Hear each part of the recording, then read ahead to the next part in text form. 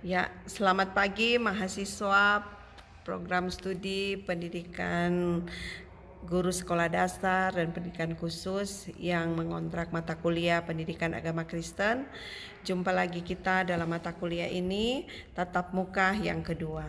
Nah, untuk pada tatap muka ini, Ibu akan memberikan Anda materi tentang arti agama dan ajaran Kristen. Hal ini sesuai dengan silabus bahwa kita akan mempelajari tentang arti agama dan agama Kristen. Nah, jadi agama itu secara etimologi atau secara arti katanya itu berasal dari bahasa Sanskerta, yaitu a dan gama. A artinya tidak dan gama artinya kacau. Jadi agama itu tidak kacau secara etimologi. Sedangkan kata lain yang menyatakan konsep ini adalah religi yang berasal dari bahasa Latin atau bahasa Inggris religion dan berarti mengikat kembali, yaitu kata kerjanya religare yang berarti mengikat kembali. Jadi agama juga dapat diartikan sebagai sebuah kumpulan aturan yang dapat mengarahkan manusia dalam arah dan tujuan tertentu yang baik dan benar.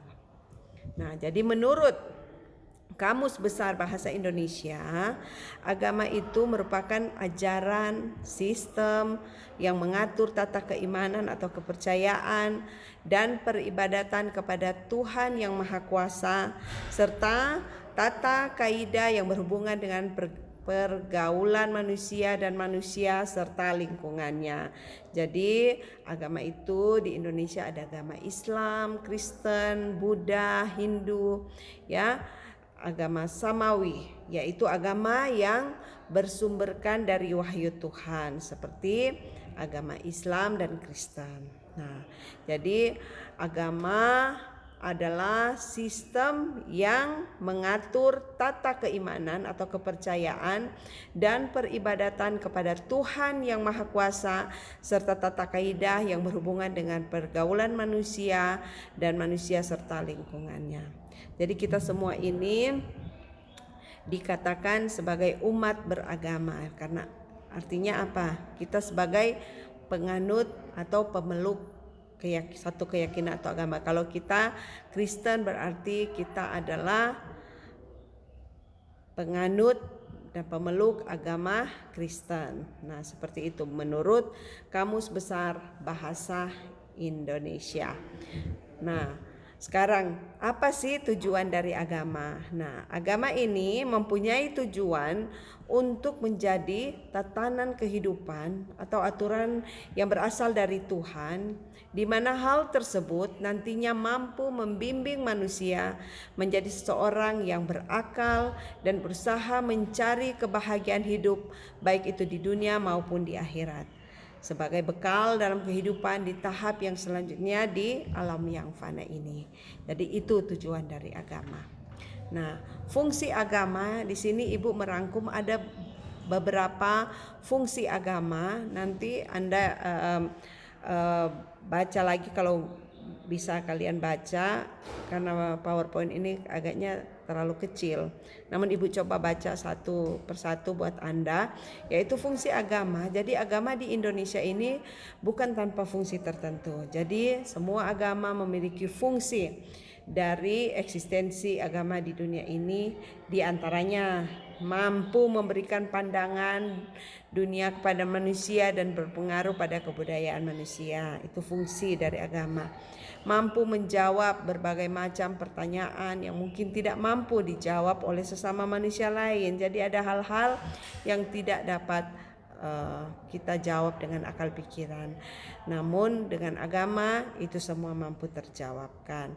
Jadi mampu juga memberikan berperan juga dalam peranan sosial karena mengandung garis kode etika bagi setiap penganutnya. Jadi dengan agama kita bisa membatasi diri ada norma-norma, ada aturan-aturan yang ditetapkan oleh agama, sehingga kita sebagai manusia, makhluk sosial, kita bisa membatasi diri dengan etika kita ya dalam pergaulan, dan mampu dijadikan sebagai pedoman dalam berkehidupan. Jadi agama itu fungsinya sebagai pedoman kita dalam berkehidupan. Nah, ada banyak sekali fungsi-fungsinya, nanti Anda bisa pelajari sendiri.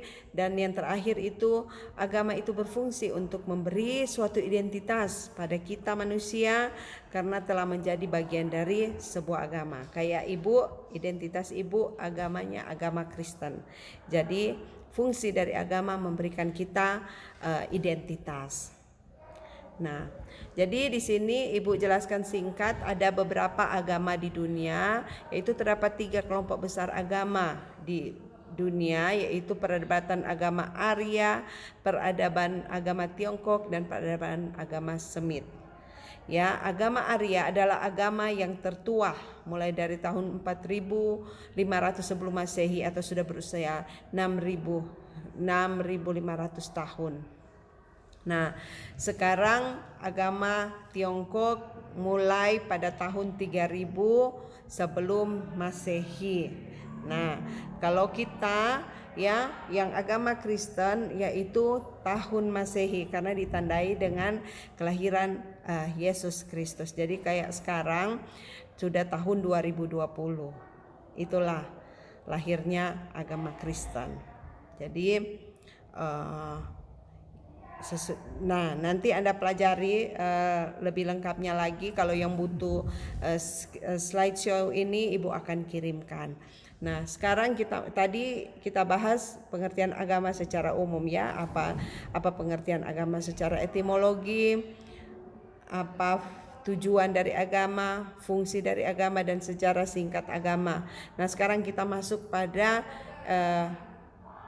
spesifik agama Kristen. Nah, apa itu agama Kristen? Nah, Kristen itu sendiri yang berarti Kristus atau Kristus kecil. Jadi pengertian agama Kristen secara umum adalah agama Kristus. Namun ini hanyalah sebutan saja. Jadi secara garis besar pengertian agama Kristen adalah sekelompok orang yang percaya kepada Kristus dan beribadah dengan mementingkan aspek-aspek rohani yang telah diajarkan oleh Yesus Kristus. Pertama kali Kristen itu belum ada. Yang ada hanyalah gereja mula-mula atau biasa disebut gereja perdana. Agama Kristen baru pertama kali di Antioquia. Jadi itulah pengertian dari agama Kristen. Jadi kita semua ini sebagai pemeluk agama Kristen, kita dikatakan sebagai apa? Sekelompok orang yang percaya kepada Yesus Kristus dan beribadah dengan mementingkan aspek-aspek rohani yang telah diajarkan oleh Tuhan Yesus. Nah, jadi secara etimologi atau secara arti katanya, Kristen berasal dari bahasa Latin Christian, artinya serdadu Kristus. Sebutan ini mulai dipakai kepada orang-orang percaya di Antioquia. Coba Anda pelajari, Anda buka di Kisah Para Rasul 11 ayat 26. Jadi Kristen secara etimologi itu artinya serdadu Kristus. Jadi saya dan saudara adalah serdadu-serdadunya Kristus. Baca Kisah Para Rasul 11 ayat 26. Nah, Kristen juga adalah suatu pengalaman rohani yang dialami oleh personality. Jadi pembelajaran agama Kristen dalam hal ini mempelajari kaitan dalam Kristen ditinjau dari Alkitab. Jadi Kristen juga ini berkaitan dengan pengalaman rohani. Jadi walaupun kita terlahir dari orang tua yang Kristen, ada juga teman-teman kita atau saudara kita yang karena mengalami pengalaman rohani akhirnya mereka menjadi Kristen, seperti itu. Dan kita yang sudah Kristen juga secara dari lahir kita juga mengalami pengalaman-pengalaman rohani sehingga sampai dewasa kita tetap menjadi seorang Kristen, yaitu serdadu-serdadunya Kristus. Nah, agama Kristen adalah keyakinan yang didasarkan pada iman kepada Yesus Kristus. Percaya bahwa Tuhan Yesus Kristus telah lahir dari perawan suci Maria, mati di kayu salib untuk menebus dosa dan menyelamatkan manusia, dan kemudian bangkit pada hari yang ketiga menyatakan kemenangan dan ketuhanannya. Dia naik ke sorga dan akan kembali ke dunia untuk menghakimi orang yang hidup dan yang mati. Percaya dan menerima Yesus Kristus sebagai Tuhan dan Juru Selamatnya pribadi. Itu agama Kristen. Jadi kalau kita sebagai penganut agama Kristen, ini harga mati.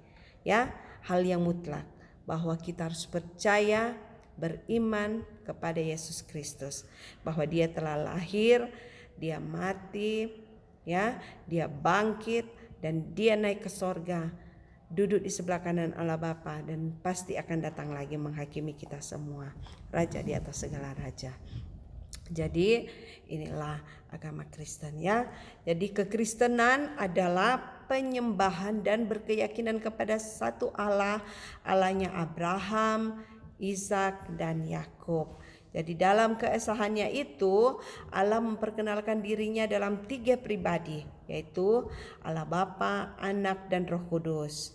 Jadi penyembahan Kristen bukan pada 3 Allah. Ini yang Ibu mau tekankan kepada Anda semua, ya, bahwa kita tidak menyembah 3 Allah, tapi kepada satu Allah, Allahnya Abraham, Ishak dan Yakub, tapi dalam 3 pribadi, yaitu inilah yang disebut dengan Trinitas, ya, Trinitas, Allah Bapa, Anak dan Roh Kudus. Jadi Yesus Kristus adalah Tuhan, dan keselamatan karena iman dalam Roma, ya, 10 ayat 9 sampai 10, keselamatan adalah kasih karunia, bukan hasil perbuatan dan amal kita. Seperti itu.